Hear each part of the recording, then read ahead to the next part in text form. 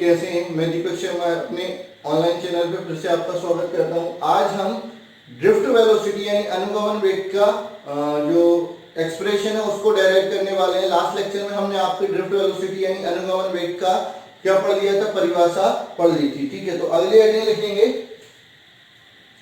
अनुगमन वेग के लिए, अनुगमन वेग के लिए व्यंजक। ठीक है, व्यंजक ये बहुत कम लोग आपको करवाते हैं, लेकिन करवा देता हूं क्योंकि इस पर क्वेश्चन पूछे जाते हैं। ठीक है, तो आप ध्यान देंगे, माना कि एक चालक इस प्रकार लिया जाता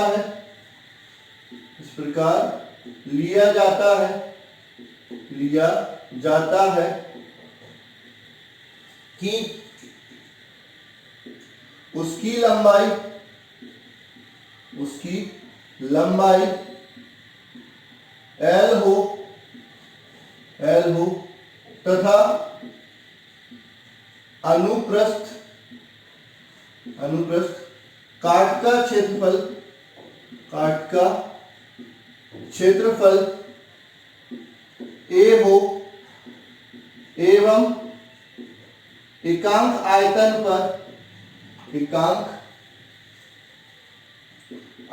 पर इलेक्ट्रॉन की संख्या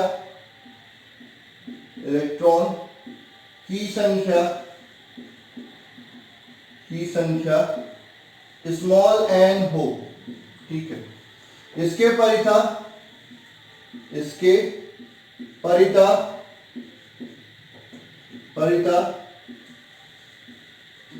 विभवांतर V वाली बैटरी लगाई जाती है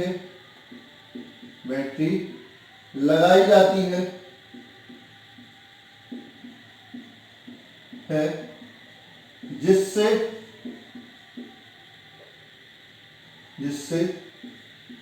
उसमें धारा I प्रवाहित होने लगती है।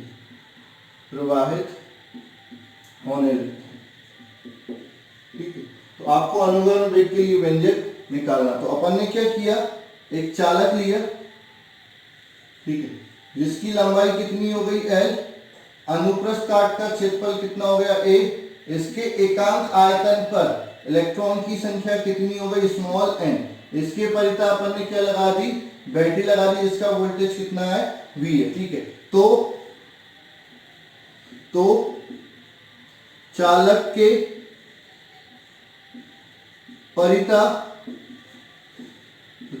परिता विद्युत क्षेत्र की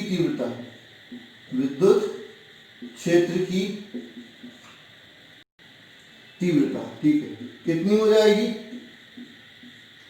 E बराबर V अपॉन L। ये संबंध आपने पढ़ा विद्युत क्षेत्र की तीव्रता और विभवांतर में संबंध। ठीक है, तो V अपॉन L हो जाएगी। तो इलेक्ट्रॉन पर लगने वाला बल। ठीक है, तो आपको पता है विद्युत क्षेत्र में किसी आवेश पर कितना बल लगता है, F बराबर आवेश गुणित विद्युत क्षेत्र की तीव्रता यानी E गुणित E।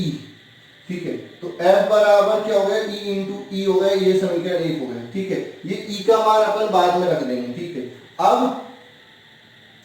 न्यूटन के प्रथम नियम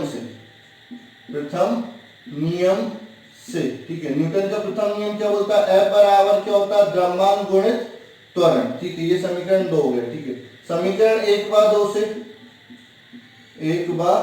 2 से क्या हो जाएगा, ma बराबर E इंटू E, तो A बराबर E अपॉन m।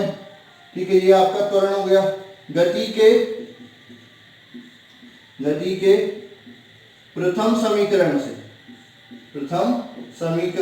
से ठीक है, गति का प्रथम समीकरण क्या बोलता है, v बराबर u प्लस at। ठीक है, तो यहाँ पर आपका जो प्रारंभिक वेग है, मतलब जो आप विद्युत क्षेत्र नहीं लगाते हो, तो u कितना हो जाएगा 0, v किसके बराबर मान लेते हैं, अनुगमन वेग vd के बराबर मान लेते हैं, प्लस a का मान रख दो तो क्या हो जाएगा e अपॉन m, t की जगह टाउ हो जाएगा रिलैक्सेशन टाइम।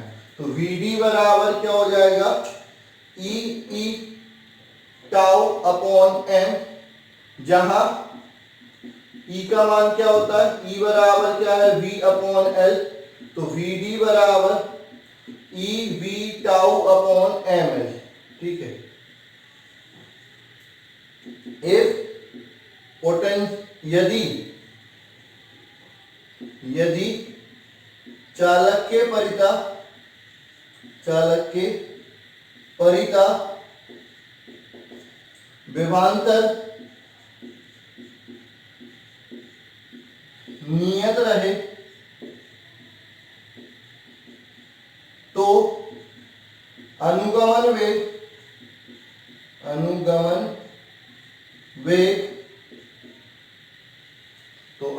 वेग चालक की लंबाई के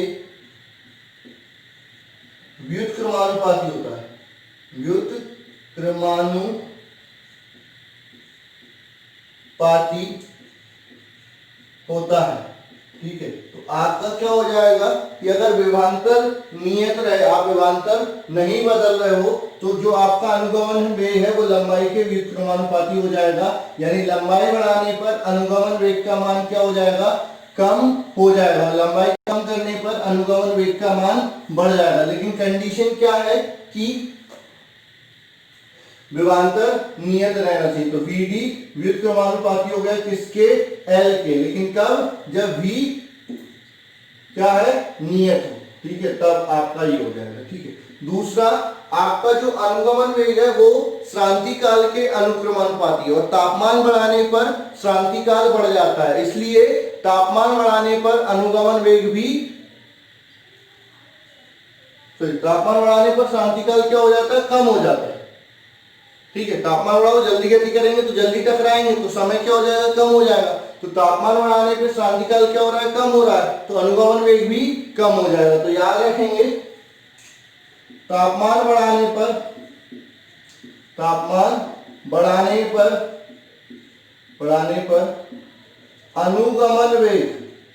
अनुगमन वेग कम हो जाता है, ठीक है। क्यों जाता है, क्योंकि यह श्रांति काल के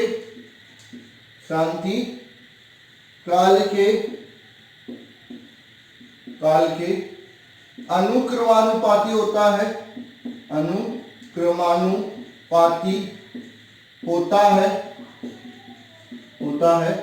और तापमान बढ़ाने पर श्रांति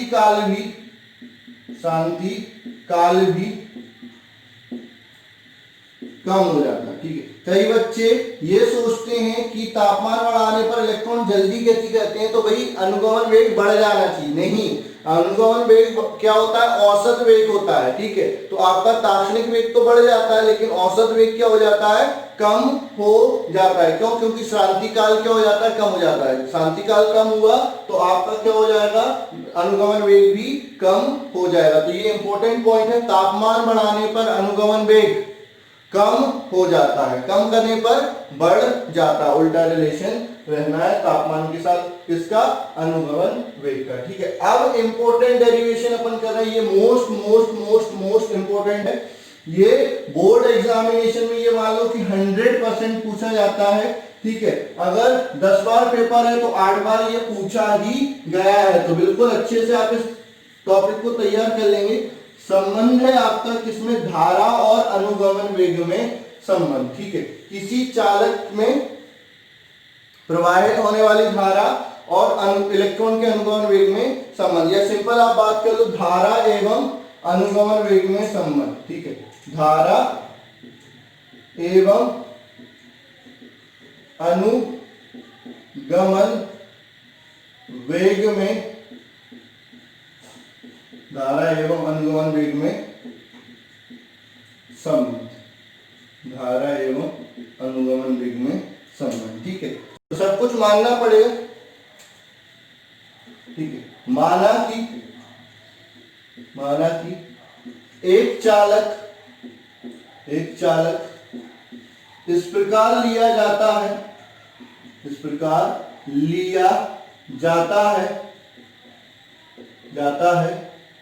कि उसकी लंबाई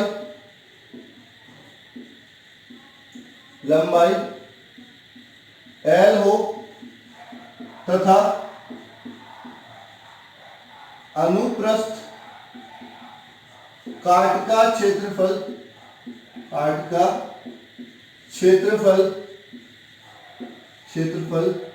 A हो एवं उसके एकांक आयतन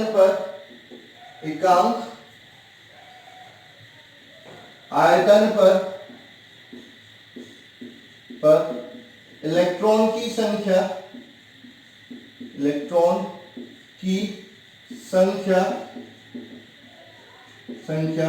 स्मॉल n हो। इसके परिता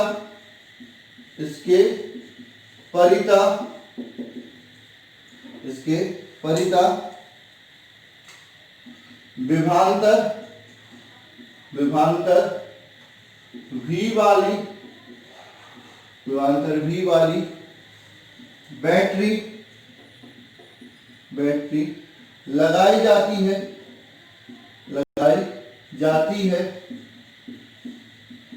जिससे चालक में धारा I प्रवाहित होने लगती है। ठीक है, जिससे चालक में धारा I प्रवाहित होने लगती है। तो हमने कुछ नहीं किया, ये चालक लिया।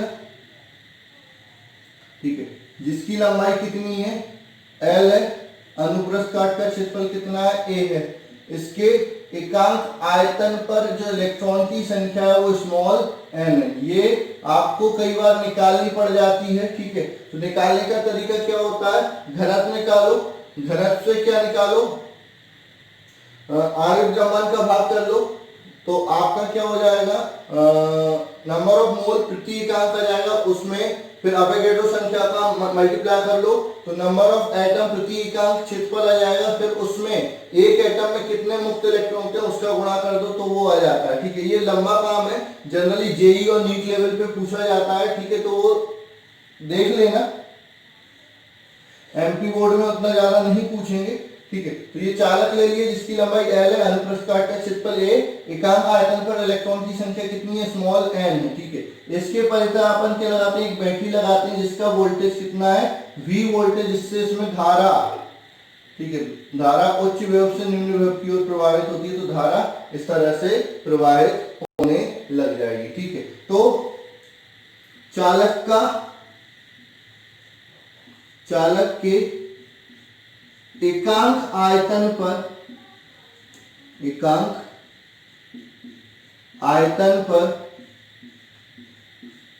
इलेक्ट्रॉन की संख्या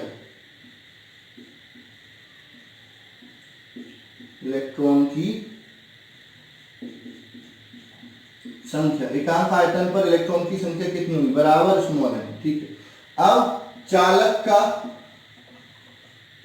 का कुल आयतन,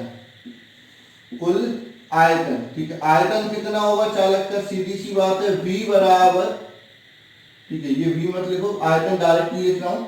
आयतन क्या होता है, अनुप्रस्थ काट का क्षेत्रफल गुणित लंबाई, ये क्या हो जाता है, आयतन हो जाता है। ठीक है, तो अनुप्रस्थ काट का क्षेत्रफल कितना है A, लंबाई कितनी है L, तो इसका जो आयतन हो जाएगा वो क्या हो जाएगा A इंटू L हो जाएगा, तो ये चालक का आयतन। ठीक है, तो चालक में उपस्थित कुल मुक्त इलेक्ट्रॉन,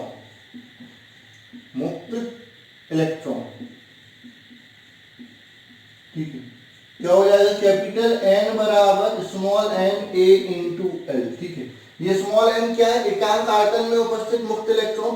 तो कुल इलेक्ट्रॉन निकालना है तो क्या करेंगे, आयतन का गुणा कर देंगे। आयतन कितना है, a इंटू एल, तो al का गुणा कर दिया, तो ये क्या हो गए, कुल इलेक्ट्रॉन हो गए। ठीक है, अब चालक में प्रवाहित होने वाला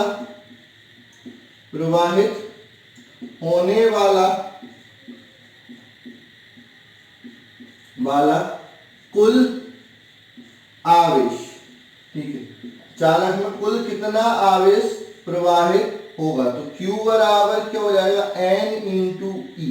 ठीक है, N क्या है आपका कुल इलेक्ट्रॉन की संख्या, E क्या है इलेक्ट्रॉन पर आवेश, तो ये चालक में प्रवाहित होने वाला कुल आवेश हो गया ये, या फिर अपन बोल सकते हैं क्वांटाइजेशन के, क्वांटीकरण के सिद्धांत से अपन ने आवेश निकाल लिया। ठीक है, अब धारा की परिभाषा से,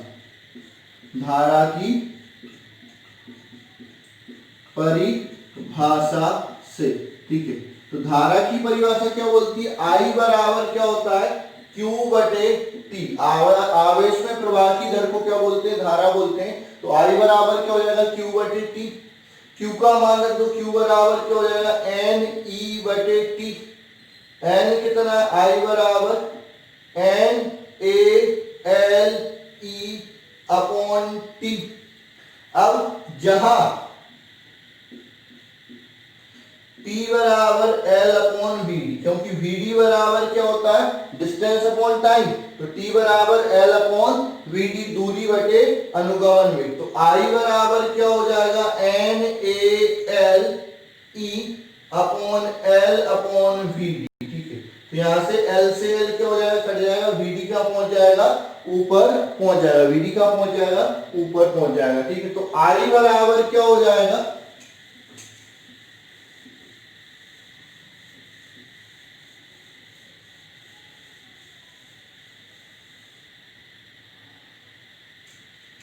I बराबर VD ऊपर जाएगा तो ये क्या हो जाएगा, NaVDE।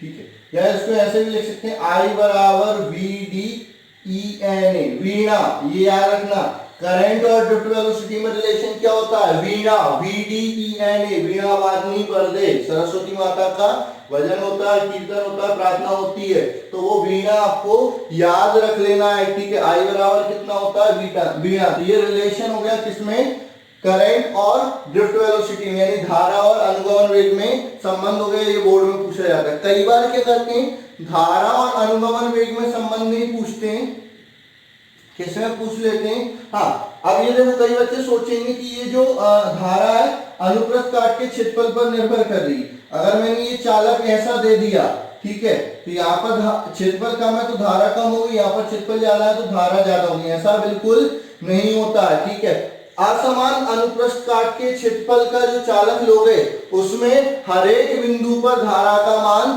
समान रहता है, धारा अनुप्रस्थ काट के क्षेत्रफल पर निर्भर नहीं कर रही। तो सर ये सूत्र में तो अरे ये जो VD है ना उसके कारण आ रहा है। ठीक है, आप ये सूत्र से इसको कोरिलेट नहीं करेंगे, विस्तार करके मैं लिखवा देता हूं,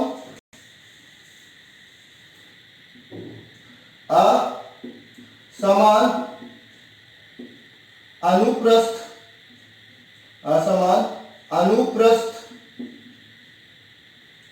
काट के क्षेत्रफल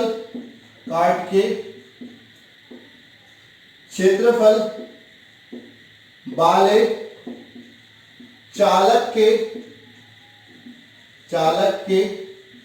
प्रत्येक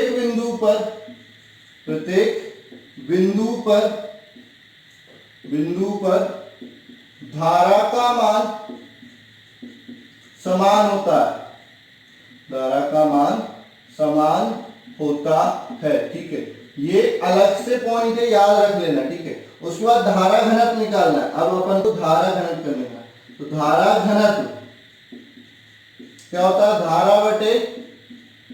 धारा बटे क्षेत्रफल। ठीक है, कई बार क्वेश्चन आता है कि धारा घनत्व और आपका अनुगमन वेग में संबंध स्थापित कीजिए। तो पहले ये पूरा यहां तक करना, उसके बाद ये भी जोड़ देना। अगर धारा और अनुगमन वेग में संबंध पूछा जाता है वहां यहां पर खत्म कर देना, लेकिन धारा घनत्व और अनुगमन वेग के बीच में संबंध पूछा जाता है तो पूरा डेरिवेशन दोबारा से करना है और उसके आगे क्या करना है मैं वो आपको बता रहा हूं, ठीक है। तो धारा घनत्व बराबर धारा बटे क्षेत्रफल, तो J बराबर I अपॉन ए, I का मान ये रहा, तो J बराबर VD ENA बटे A, तो A से A कट जाएगा, तो J बराबर क्या हो जाएगा NEVD। ये धारा घनत्व और अनुगमन वेग में संबंध हो गया। किसमें हो गया? धारा घनत्व और अनुगमन वेग में संबंध हो गया। तो ये भी आपका कई बार पूछा जा सकता है, क्या? धारा घनत्व और अनुगमन वेग के बीच संबंध स्थापित कीजिए। किसके बीच? धारा घनत्व और अनुगमन वेग के बीच में संबंध स्थापित कीजिए, ठीक है। ठीक है, धारा घनत्व और अनुगमन वेग के बीच में संबंध। अब अपन बात करते हैं ओम के नियम की और ओम के नियम की व्युत्पत्ति की। तो पहले अपन बात कर लेते हैं कि ओम का नियम क्या कहता है, ठीक है। सबसे पहले ओम का नियम पढ़ लेते हैं, फिर अपन उसी ओम के नियम की क्या कर लेंगे? व्युत्पत्ति कर लेंगे, ठीक है। तो सबसे पहले अपन बात करते हैं ओम के नियम की, ठीक है। अगली हेडिंग लिखेंगे ओम का नियम। ओम का नियम, ठीक है। ओम का नियम क्या कहता है इसके बारे में पढ़ लेते हैं, ठीक है। तो ओम का नियम क्या कहता है? इस नियम के अनुसार, इस नियम के अनुसार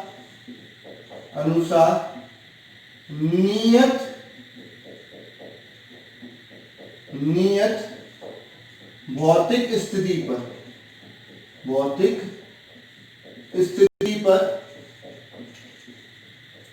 पर किसी चालक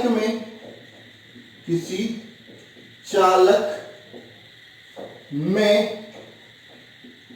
प्रवाहित होने वाली धारा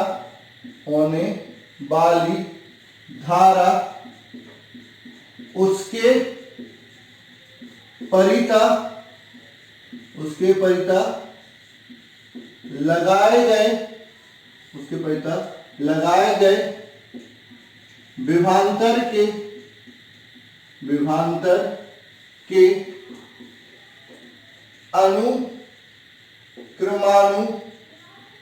अनुक्रमानुपाती होती, ठीक है, ठीक है।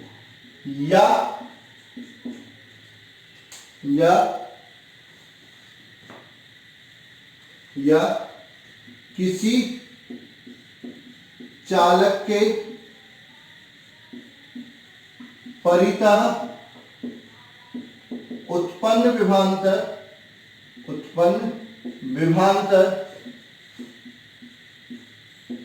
उसमें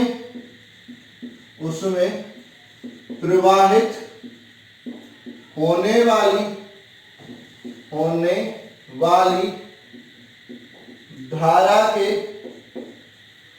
धारा के अनुक्रमानुपाती होता है, ठीक है। यानी आपका क्या है, पहली बात तो आपने क्या कर दिया? नियत भौतिक स्थिति। नियत भौतिक स्थिति का मतलब क्या होता है कि आप चालक की ना तो लंबाई बदलेंगे, ना चालक का अनुप्रस्थ काट का क्षेत्रफल बदलेंगे, ठीक है। अगर लंबाई भी नियत है, अनुप्रस्थ काट का क्षेत्रफल भी नियत है, साथ ही साथ तापमान भी नियत है। मतलब आपकी जो भौतिक स्थितियां अगर वो नियत है, वो परिवर्तित नहीं होती हैं, तो किसी चालक में प्रवाहित होने वाली धारा, किसी भी चालक में प्रवाहित होने वाली धारा उसके परिता लगाए गए विभवांतर के अनुक्रमानुपाती होता है, ठीक है। यानी आपका क्या बोल रहे हैं? आई अनुक्रमानुपाती होगा V के, या V अनुक्रमानुपाती होगा I के। अब जब भी अनुक्रमानुपाती का चिन्ह हटता है तो एक नियतांक आ जाता है, तो यहाँ पर V बराबर R I आ जाएगा। ठीक है, जहां पर R एक समानुपातिक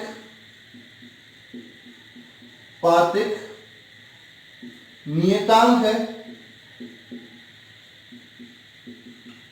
जिसे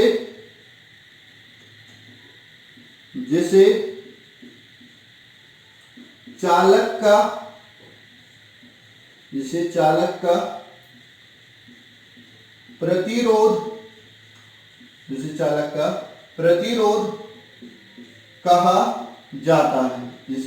प्रतिरोध कहा जाता है, ठीक है। यहां से R बराबर क्या हो जाएगा, V/I। ठीक है, अतः किसी चालक का प्रतिरोध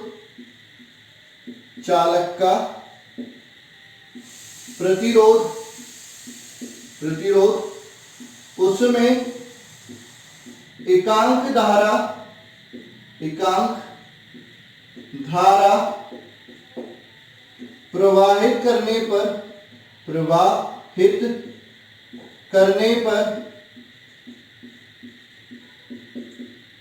उत्पन्न विभवांतर के बराबर होता है। ठीक है, इसका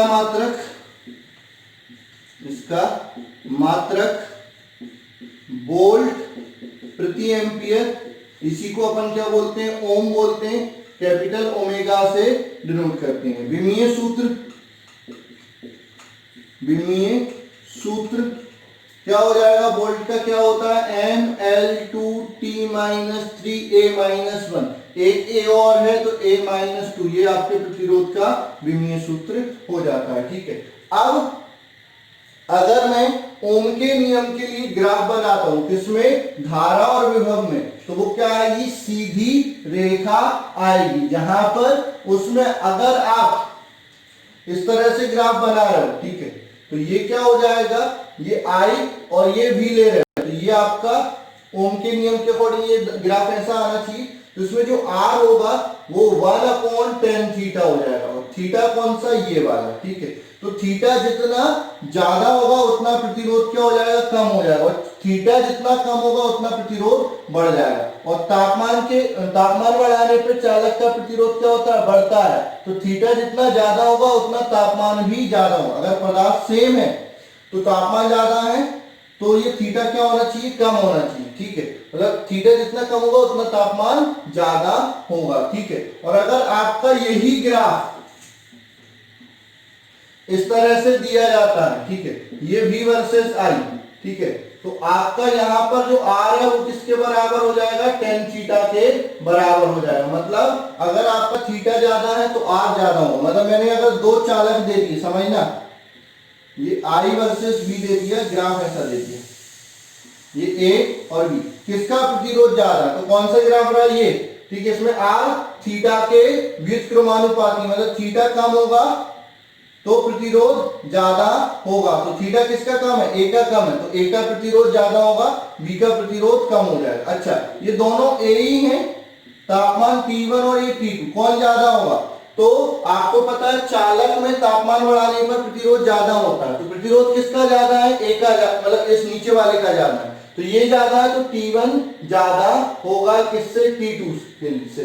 किसके लिए, चालक के लिए। तो इस प्रकार के क्वेश्चन भी आपसे पूछे जा सकते हैं। और एक चीज और आप विस्तार करके लिख लेंगे इसमें, किसी चालक का प्रतिरोध विभवांतर एवं धारा पर निर्भर नहीं करता। ये समानुपातिक नियतांक है, तो विभवांतर और धारा पर निर्भर नहीं करता। किसी चालक का प्रतिरोध विभवांतर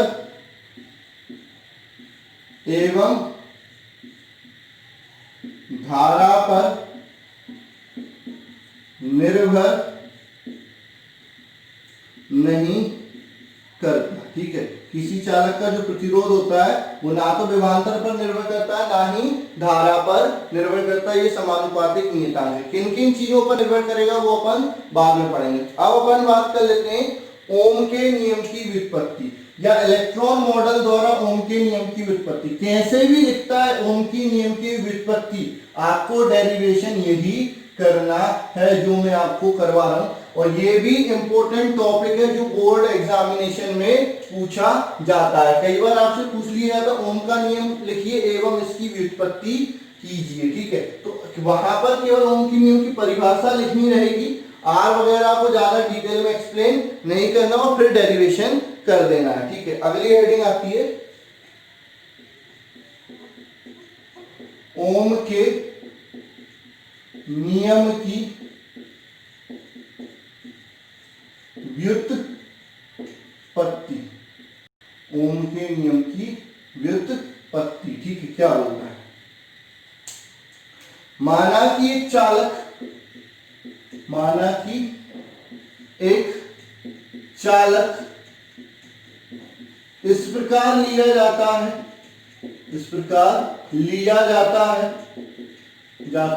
है कि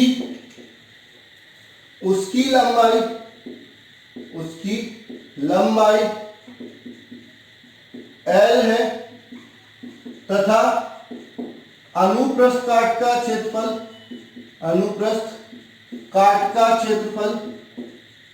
का क्षेत्रफल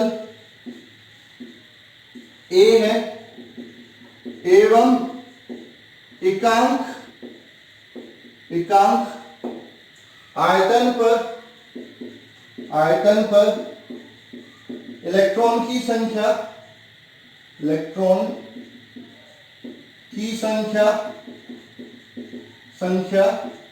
n है। उसके परितः विभवांतर V वाली बैटरी लगाई जाती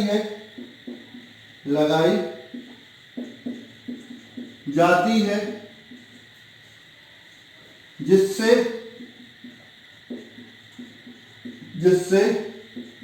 उसमें धारा I प्रवाहित होने लगती, ठीक है। तो हमने क्या किया, एक चालक लिया जिसकी लंबाई L है, अनुप्रस्थ काट का क्षेत्रफल A है, एकांक आयतन पर इलेक्ट्रॉन की संख्या कितनी है, स्मॉल n है, ठीक है। इसके परितः अपन ने क्या लगा दी, एक बैटरी लगा दी जिसका वोल्टेज कितना है V है, तो धारा I प्रवाहित होने लगी उच्च विभव से निम्न विभव, ठीक है। अब चालक के परितः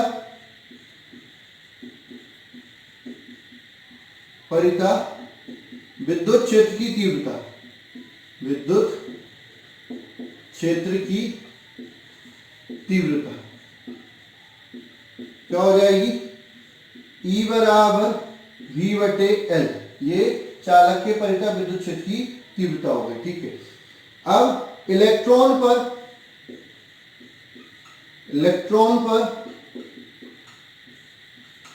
लगने वाला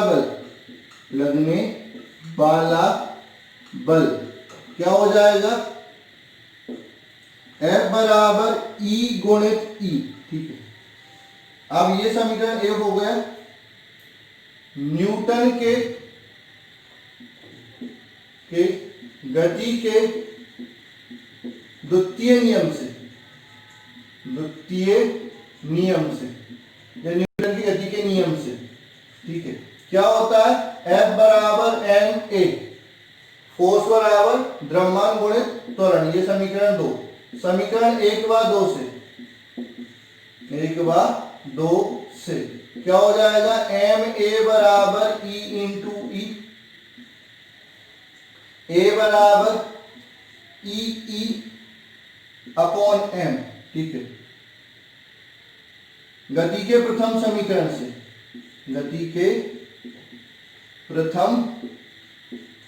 समीकरण से। ठीक, क्या होता है v बराबर u plus A T, v को vd लिख दो, u कितना हो जाएगा 0, a कितना है E upon M into T की जगह क्या हो जाएगा टाउ, तो vd बराबर E tau upon M, E की जगह v अपॉन एल लिख सकते हो, तो vd बराबर E V tau upon M L. ठीक है, वी नो दैट, हम जानते हैं कि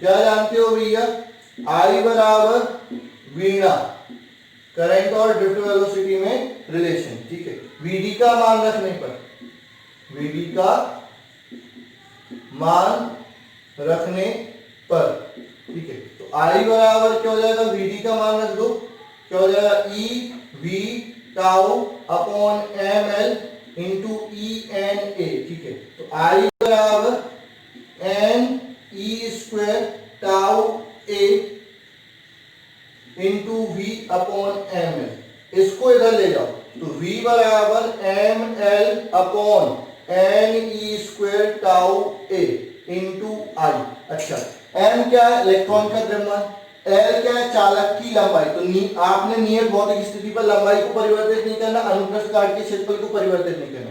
n एकांक आयतन पर इलेक्ट्रॉन की संख्या, ये भी चालक के लिए फिक्स होता है, ई इलेक्ट्रॉन का आवेश फिक्स होता है, तापमान नियत है, तो टाउ भी क्या हो जाएगा फिक्स, तो ये सब क्या हो जाएगा नियतांक। ठीक है, तो आपका v बराबर आर आई हो जाएगा, ये ओम के नियम का सत्यापन हो गया।